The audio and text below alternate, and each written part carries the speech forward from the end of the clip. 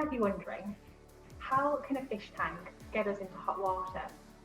And what, if anything, does it have to do with trusting our digital future?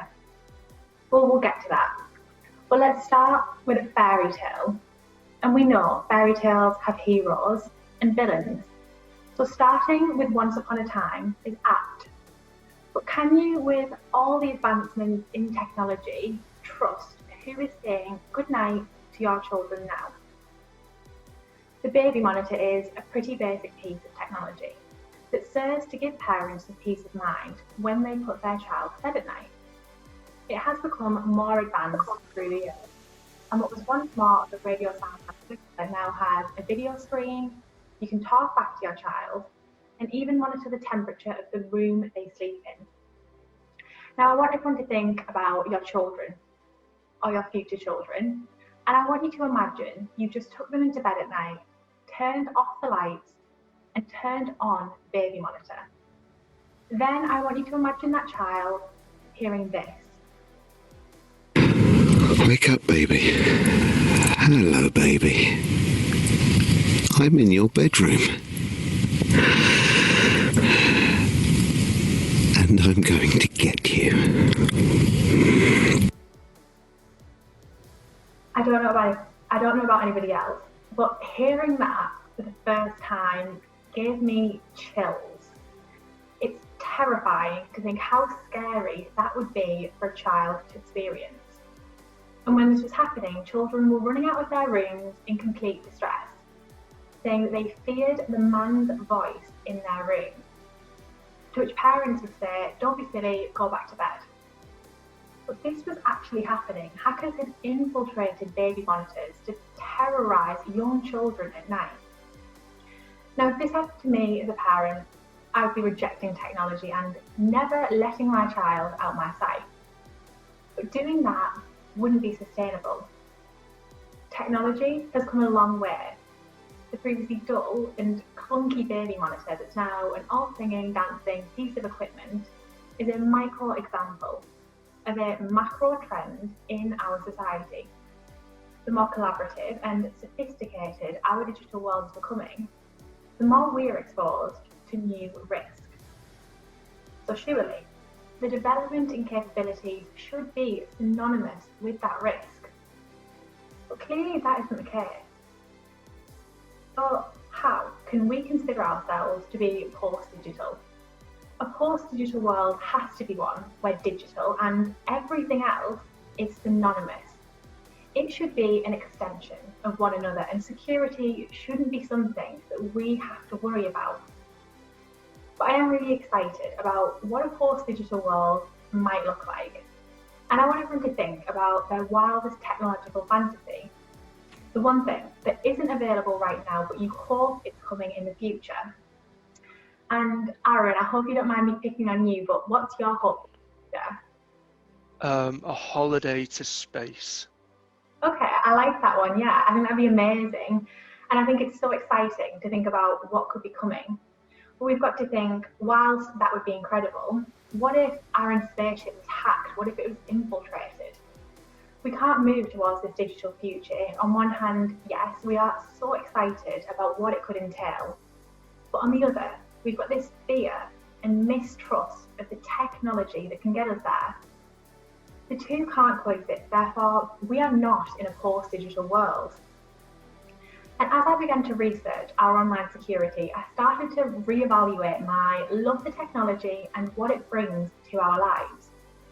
A phrase from an ex-hacker who has now gone white hat, meaning he's paid by companies to ethically hack businesses, is the bigger the network, the easier it is to hack. So whilst the Internet of Things is incredible, the more connected devices, the easier it is for somebody to find and exploit a hole in the system. And now the story everyone came to hear. There was a casino in Las Vegas that was hacked by the fish tank in its lobby. I mean, that just blows my mind. Hackers managed to breach the thermometer in the casino's fish tank. They then used that to get a foothold in the network. They then found the high roller database, brought that back across the network, out the thermometer and up into the cloud, which is impressively clever.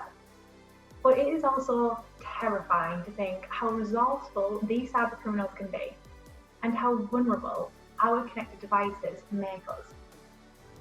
And another corporate example, keeping with the fishy theme, is Amsterdam Harbour, where drug dealers broke into their system and allowed any ship to pass through without scrutiny. So if it can be done on a scale like that, then imagine how easy it would be for them to do something to you. And it was described to me as a continuous race. Hackers and our defence capability will likely go toe-to-toe in improvements for the foreseeable future. So is the solution actually just about learning to live with the risk? Because we live with risk all the time. If we look in the news, it's clear we're going to need to live with the risks of coronavirus. This is going to be an ever-present part of our society, even with a vaccine. We already live with the risks of seasonal flu.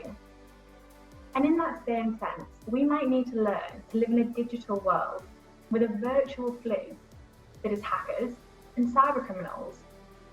In the same way, we now need to wear a mask. The same kind of awareness and change of behaviours is going to need to occur in our use of the digital world. What I want to do today is make sure that at least one person leaves my talk with their cybersecurity a little bit more secure. So, John, would you mind coming off mute? Hi, Claudia. Hi, John. Would you mind giving me your personal email address? Sure, it's warmingmichaeljohn@yahoo.com. Perfect, thank you. And whilst I enter John's email address into this website, I'd like to invite everyone in the audience to also do the same. The URL is just at the top there. And what this website does is it searches the internet and the dark web to see if John's email address has occurred in a breach. So I'll press search there. Okay, so this is saying you have been breached 9 times on these websites, and it's quite scary, isn't it? I've also been breached. And I think this goes to show, I don't know how careful, John, you are with your passwords, clearly not too much, but I think this shows that whilst none of us love having a password with 8 characters, a number, a symbol, everything that's now mandated, these things aren't in place to inconvenience us. These things are necessary to protect us. But is a long password enough? Like I said, technology is advancing and so are the hackers. There are things coming in our future that we can't even dream of. So how do we ensure our cybersecurity is prepared for something we can't predict? Human behaviour demonstrates we tend to only close the stable door after the horse has bolted. And what I mean by that is that people will only be willing to invest in their cybersecurity after they've been attacked. Now, I don't mean by this I want everyone to be terrified of the threat of cyber criminals and turn anti-technology. There are things we can do right now to protect ourselves and get us closer to the digital nirvana that I envisage a post-digital world will be. And in true consultant style, I've captured these for us in 3 memorable A's. So my first A is for authentication. Now, we're not good at authentication.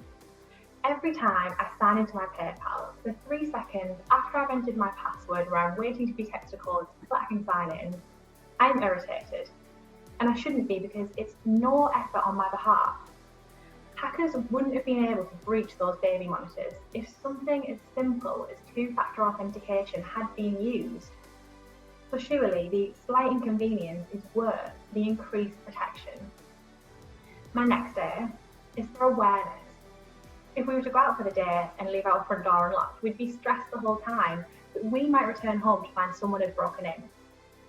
So why are we so comfortable having weak passwords and entering our information into potentially unsafe websites? We need to have an awareness of our access points, and if the Las Vegas casino had practiced this, they wouldn't have suffered a breach via their casino's fish tank. And my third and final A is for accountability. We need to be accountable for our online actions. Cybersecurity inherently is in our control. It's a personal risk to me and to you. But there is also a wider responsibility to companies and to Atos. We should look to be the company that is the guardian of that secure customer experience. The ones to ensure that our digital world progresses in an innovative, but a protected way. My excitement for our digital future is a passion for a future we can trust. One where my future child can sleep in a room without having to worry about what might come through the airwaves. So our clients can't be behind the curve in terms of their security. It isn't sustainable and it just wouldn't work. They need somebody alongside them so that together we can be a step ahead of the cyber criminals. We need to embrace technological capabilities like AI because the days of antivirus software are no longer enough. And if we don't do this, we are at risk of proceeding at a fast pace into an untrusted world. We started with Once Upon a Time. If we want this to end with a happily ever after, the opportunity in our digital future and our digital trust have to go hand in hand. Thank you for listening.